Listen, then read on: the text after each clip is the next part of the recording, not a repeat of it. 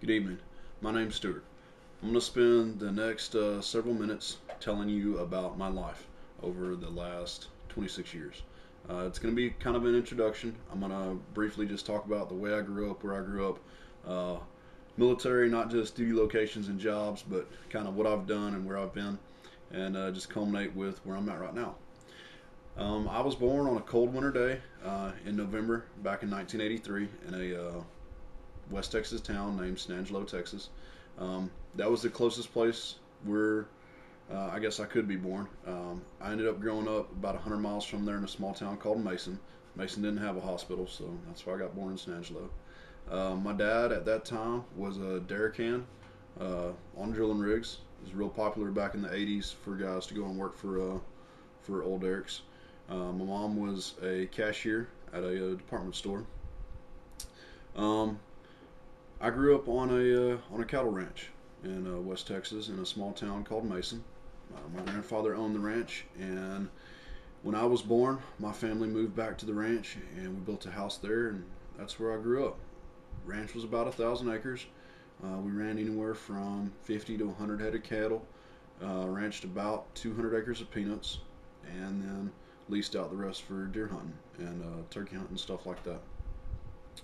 Growing up in Mason was a great place for any young kid to grow up, especially if you're a boy. Being from Texas, I grew up like most West Texas boys did, playing football and baseball, and then running track when I got older because coach told us that's what we had to do.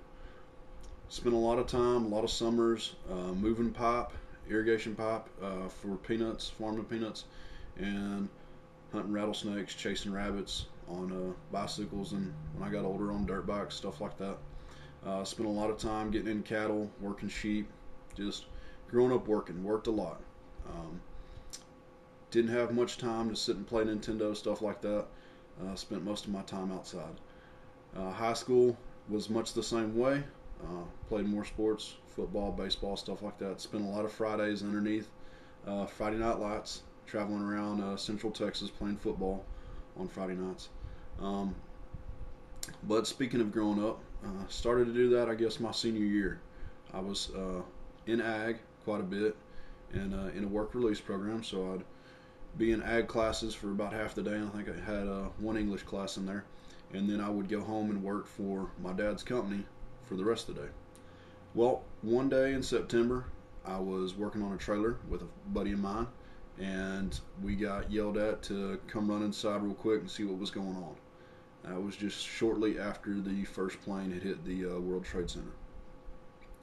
Based on what happened that day and what we saw on the news um, going down, people in other countries chanting and just being happy and thankful that, or just showing how excited they were that Americans were dying and what had actually happened, motivated me and several of my good friends to join the military.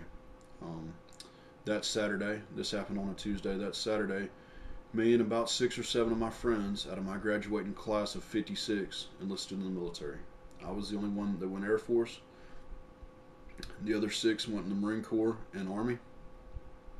Out of all of us, I'm the only one that's still in. Unfortunately, one of them, a good buddy of mine, Matthew Puckett, was killed in action. He was a Marine in 2004. Well, I graduated that senior year and enlisted in the military that next August, 2002, United States Air Force as a vehicle operator. Vehicle operator was a good job to have. I drove semi truck, drove buses, heavy equipment, forklift, stuff like that, drove wrecker. Spent a lot of time pulling cops and other folks out of ditches in the wrecker. Drove a lot of heads of state, senators, congressmen, uh, very important people as a protocol driver. Had a lot of fun doing that. As a semi truck driver, that's what led me to do convoy duty in Iraq in 2004. I was very privileged to do convoy duty in Iraq.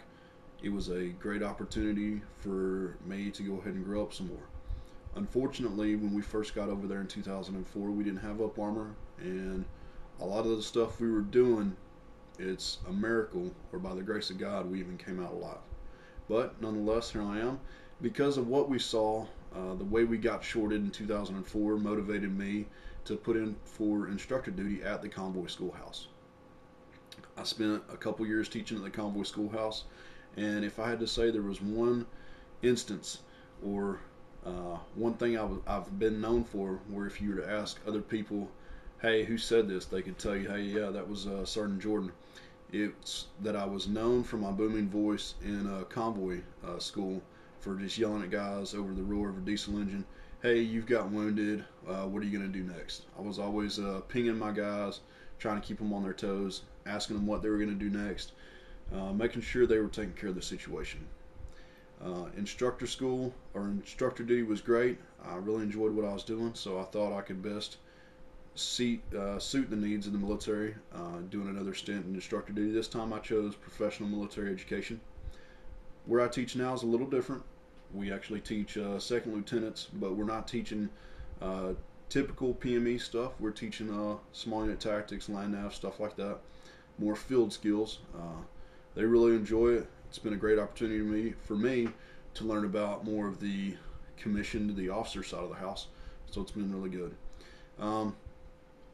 Here in the last couple years, I met my wonderful and beautiful wife named Julia, or Yulia, from where she stands. She is Russian. I met her in college. She came over here when she was about 14, and luckily I met her a couple years back. We've been married for 2 wonderful years now. We got married, and I knew she was going to stick with me because 10 days after we got married, I was in Afghanistan doing convoy duty with the Marines. So it's been interesting. It's been a little bumpy, but I wouldn't trade a minute of it. That brings me up to where I'm at now, stationed out here at Maxwell Air Force Base, teaching lieutenants. Married to my beautiful wife Julia. We bought our first house. That's pretty much me in the nutshell.